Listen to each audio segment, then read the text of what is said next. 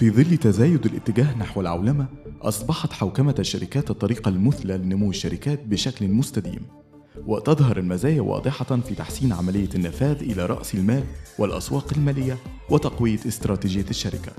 واليوم اكتسبت حوكمة الشركات زخماً كبيراً في الشرق الأوسط وشمال إفريقيا. الآن سنستمع لقصة شركتين توضحان هذه الفوائد: شركة NCE روبية بالجزائر ومجموعة نقل في الأردن.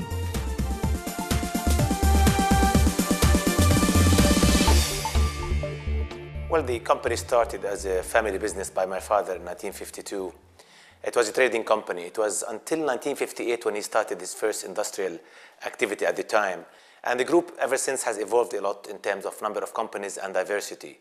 Today the group has 31 companies all over the Middle East and North America. The group today has around 6,000 people with the 31 companies, and it prides itself with the manpower pool of, in my opinion, one of the most qualified in the region, if not the world. So this is our major asset that we pride ourselves with.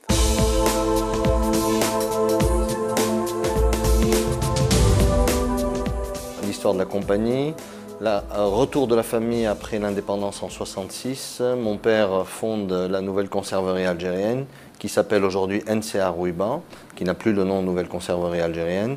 L'objectif étant de fabriquer des conserves de fruits et légumes. Jusqu'en 1980, cette compagnie fabriquait, jusqu'à la fin des années 80, cette compagnie fabriquait des conserves de fruits et légumes.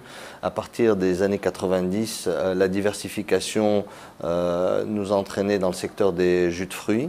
Et la spécialisation a été confirmée au début des années 2000 où nous avons abandonné l'activité de conserve de fruits et légumes. Début des années 2000, ça a coïncidé aussi avec un grand changement, un grand bouleversement au sein de la compagnie, puisque nous avons introduit au sein de l'entreprise un fonds d'investissement et nous avons transformé l'entreprise d'une SARL familiale en société par action, donc jusqu'à aujourd'hui. اكتشفت العديد من الشركات من خلال تجربتهم الشخصية أن من مصلحتهم تطبيق نظام حوكمة الشركات الذي يعود بالفائدة عليهم، ولذلك فإن تعلم كيفية تطبيق هذه المبادئ تدريجياً من شأنه تسهيل التعاطي مع هذه العملية. إذن لماذا استثمرت مجموعة نقل وشركة NCE في حوكمة الشركات وكيف قامت بذلك؟ I joined my father in 1985. It was a one-man show, a self-made man who was doing everything, putting 16 hours a day. He had several plans and he was waiting for me to join. And just to give you an idea, since 1985 till 1996, we moved from 5 companies to 26 companies. It was quite challenging for me, learning the business, trying to spearhead the expansion. It became very obvious to me that we needed to institutionalize the business in many ways. And many of the systems and procedures were not documented. So that was the beginning of, if you will, our journey in institutionalizing the business. In this day and age of turbulence and financial crisis and countries going bankrupt and lost investor confidence at all levels, people need comfort, people need conviction, people need a sanity check. So for those that want to invest with you in these organizations or organizations that have corporate governance, for them to see the model truly operating and it's truly reflected within the organization will bring that comfort to them and will give you an advantage over the other proposed investments that others are proposing to them. In order to spearhead the expansion plan at the time, it was necessary for me to do many things, just out of common sense and business sense, to recruit top people, to have systems in place, to have rewarding mechanism, bonuses, profit sharing, to have accountability measures in place, and to have a clear vision so that everyone in the group knows exactly where we're heading and where we want to be in 10 years down the road. Now, this was not easy. The challenges were immense, but it took a lot of dedication, sacrifice, believing in the mission, and hard work, of course. And I realized early on that we were the bottleneck because we were doing most of calling all the shots, and it was difficult for us. And again, that's how we evolved. We realized that I needed to prepare everything, document everything, and I worked with the team internally first, and then we started bringing in some consultants as we moved forward. So today I can tell you that we are tapping on the talent of 30, 40, even 50 top-notch people who can help us in moving even forward. Pour nous, la gouvernance d'entreprise était extrêmement importante parce qu'on passait d'un modèle évidemment familial dans lequel il y avait ce qu'on appelle un changement générationnel de prise en charge et de prise des commandes de l'entreprise. Et ce changement générationnel devait être accompagné de la mise en place de règles de jeu qui soient suffisamment transparentes pour toutes les parties prenantes et surtout pour les actionnaires membres de la famille.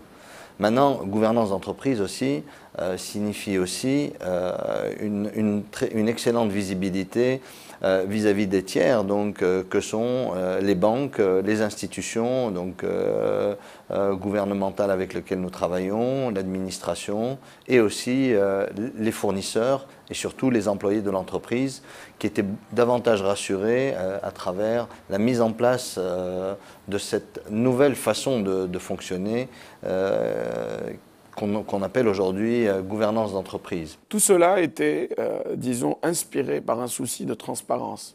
Dans une entreprise familiale, on a besoin d'être transparent. Il peut y avoir des enjeux, des conflits, des suspicions, mini-suspicions, on va dire. Il faut dire les choses comme elles sont, qui n'existent peut-être pas dans une entreprise classique et qu'on a besoin de traiter aussi et d'en éviter les conséquences. Donc, être transparent était un souci majeur pour nous, qui a été décliné donc, de la simple gestion des processus opérationnels jusqu'au pilotage stratégique de l'entreprise. En complément, ce que je voudrais rajouter, c'est que dans des entreprises familiales, la mise en place de gouvernance d'entreprise permet aussi de réduire de façon considérable les tensions entre les actionnaires membres d'une même famille et ouvre la porte à la mise en place de conseils de famille et une charte de la famille. Parce que très souvent dans les entreprises familiales, ce que nous voyons, c'est que le management de l'entreprise familiale est entre les mains des membres de la famille qui n'ont pas forcément les compétences pour. La gouvernance d'entreprise permet de mettre sur la table ce sujet important de la bonne personne à la bonne place dans la structure organisationnelle de l'entreprise sans absolument donner du crédit au caractère familial ou non de la personne. Alors, ce qui a réellement changé, de mon point de vue,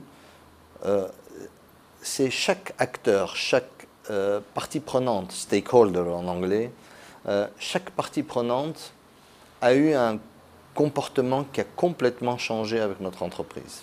Premièrement, les employés de l'entreprise. Les employés de l'entreprise, le niveau de bien-être qu'ils ont perçu et le niveau de sûreté qu'ils sentaient, ils étaient rassurés par le management de l'entreprise. Deuxièmement, les fournisseurs de l'entreprise, on a vu un changement d'attitude puisqu'ils étaient prêts à faire des concessions beaucoup plus importantes. Troisièmement, les bailleurs de fonds. L'entreprise s'est ouvert à un champ de bailleurs de fonds extrêmement important, c'est-à-dire les banquiers, d'autres fonds d'investissement, les institutions financières internationales, nous regardaient différemment et nous accordaient énormément de crédit. Et en dernier lieu, les actionnaires qui, eux, au début avaient une attitude assez, disons, frileuse vis-à-vis de cette notion de transparence et de gouvernance d'entreprise et qui se sont retrouvés dans une situation où ils étaient très contents de ce mécanisme de gouvernance. في الشرق الأوسط وشمال إفريقيا تعمد الشركات للتركيز على 4 عناصر أساسية لتحسين ممارساتها لحوكمة الشركات. أولاً، تعزيز فاعلية مجلس الإدارة. ثانياً، رفع مستوى شفافية الشركة مع العامة. ثالثاً، التخطيط لمستقبل الشركة لصالح الأجيال القادمة. وأخيراً، إرساء مبادئ طويلة الأمد للشركة.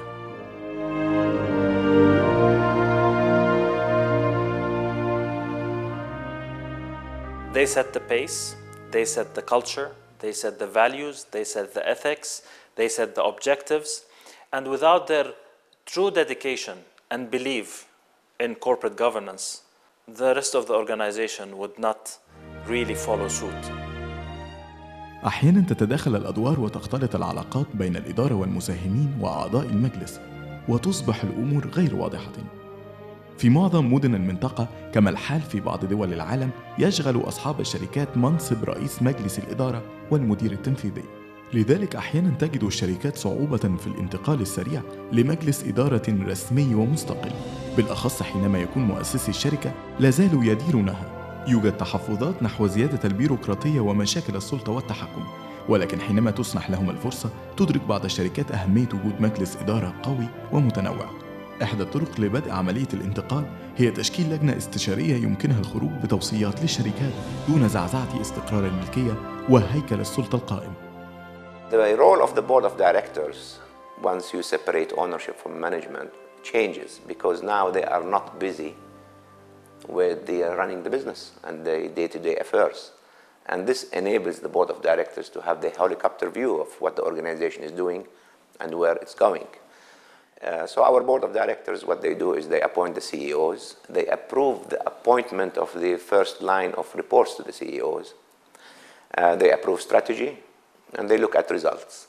As part of the board, we have also committees, two committees. One of them is the audit committee, and this reviews the reports of internal, external auditors and ensures that financial controls and financial governance are in place.